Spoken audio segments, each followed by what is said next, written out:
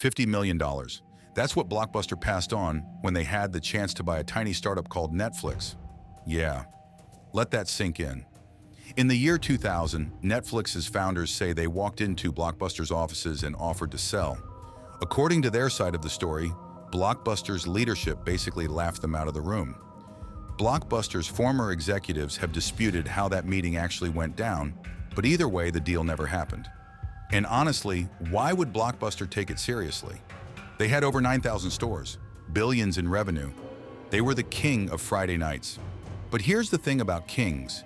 They're usually the last to notice the guillotine. Blockbuster's whole business ran on something we don't miss at all: late fees. You'd rent a movie, forget to return it, and boom, they'd charge you. This wasn't a small side hustle. Late fees made up a huge chunk of their profit. So when customers started hating that model, and a mail-order DVD service came along with a no late fees pitch, Blockbuster had a choice: adapt fast or protect the cash cow. They protected the cash cow.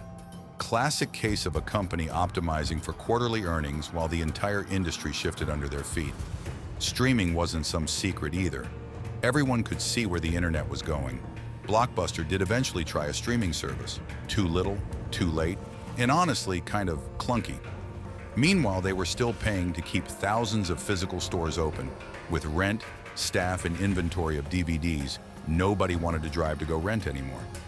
By 2010, the debt piled up, revenue kept sliding, and Blockbuster filed for Chapter 11 bankruptcy.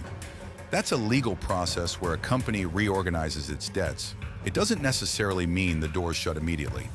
For Blockbuster, though, reorganizing wasn't enough. The company was later broken up and sold off, and store by store, the lights went out across the country.